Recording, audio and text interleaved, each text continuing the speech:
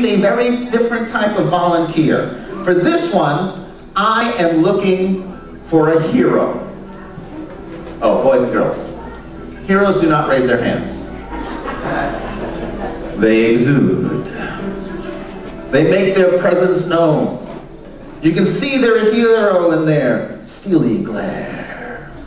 We're going to have a hero off like this. Like this. Let me take you, young lady, right there in the blue. Come right up. Yep. Hi there, my dear. What's your name? Ashley. Come on up, Ashley. You're going to risk your life for our amusement. All right, Ashley, sit there. Face them. They get to watch this time. Now, I know this is hard to do when you're on stage. Can you show them your serious-looking face? Not bad, huh? Not bad. All right. Okay, we're ready. With the help of my brave volunteer here, ladies and gentlemen, we're going to go to the other side of the world, to China, and travel through time as well to ancient China. For this is the tale of the brave maiden, Lai Chi. Lai slays the dragon.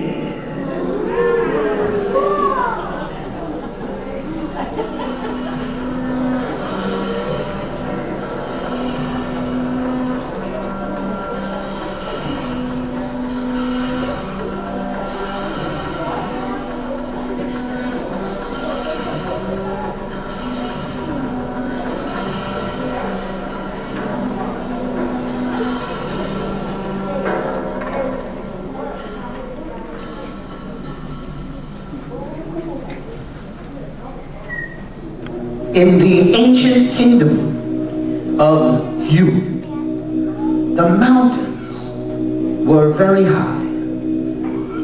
And so the people, they felt very safe.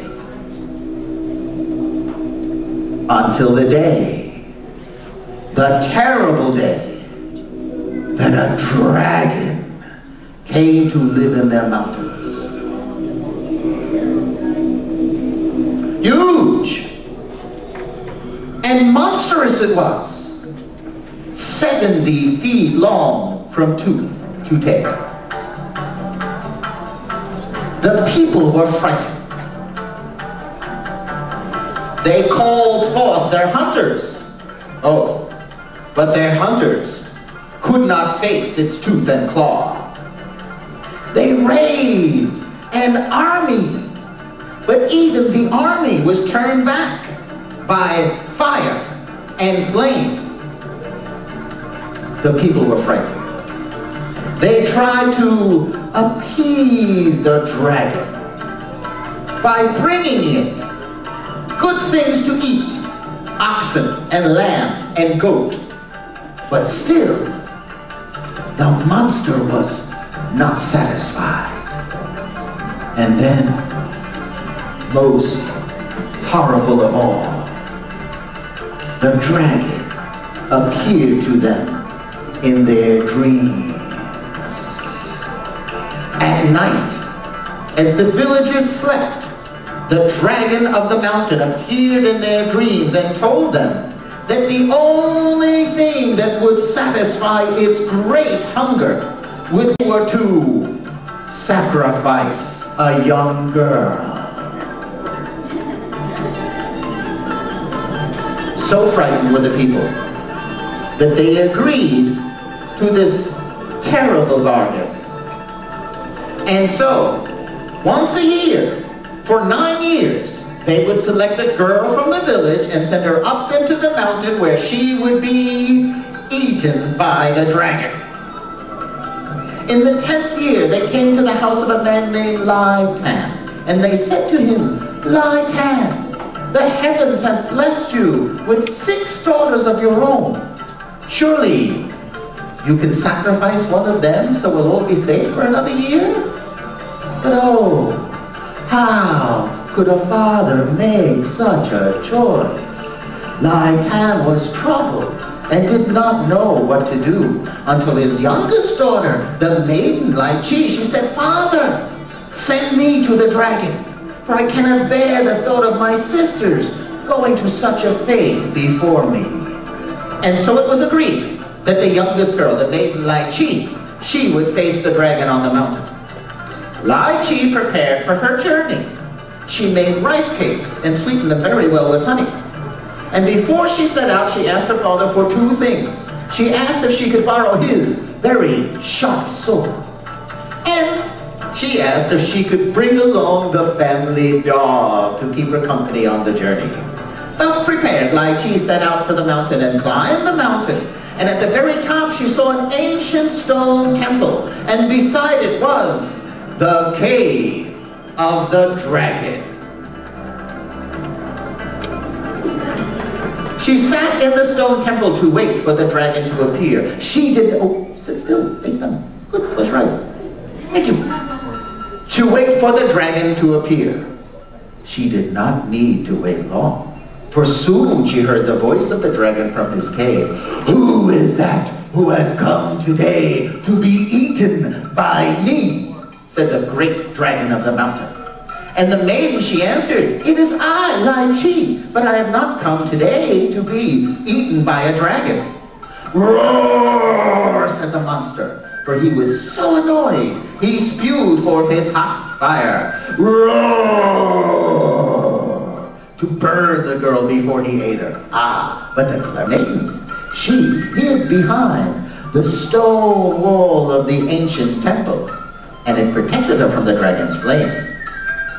And then the girl, she said, "Great beast, do not be angry with me so, for I only mean to say that I have brought for you something sweeter than I am to eat." Well, saying that, the dragon could smell the rice cakes which Lai Chi had laid upon the ground. Even from within his cave, he could smell how sweet they were, sweet with honey, and decided that indeed he would eat the rice cakes before he ate the maiden. And so, the great dragon of the mountain emerged from his cave. Can you imagine the terror of his eyes, glowing with fire, the horror of his mouth, so full of sharp teeth? One claw, another, and another emerged from the cave until dragon stood there, 70 feet long from tooth to tail. Surely, we today will never know what went through the heart of that maiden on the mountaintop as she stared into the eyes of the dragon so many years ago.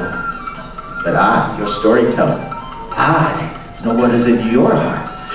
I know what you are thinking. You are all sitting there asking yourself, but what became of the family dog?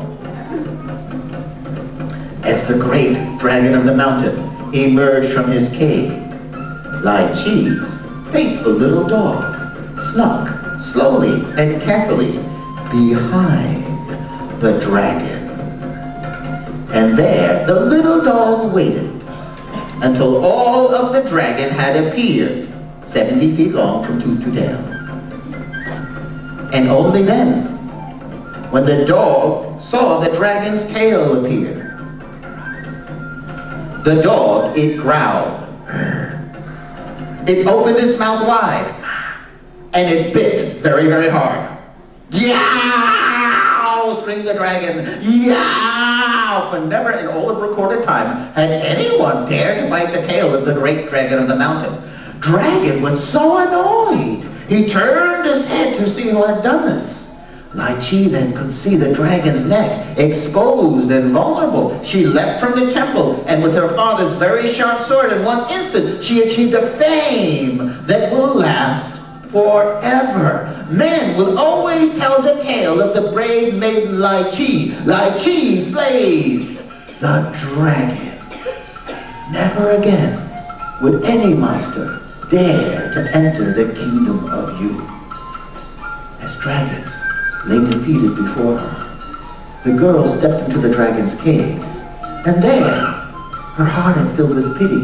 A tear came to her eye, for she saw in the cave the bones of the 9 girls that had been sent to the dragon before her. And she said there to their spirits in the cave, she said, "I am so sad that you girls were so helpless."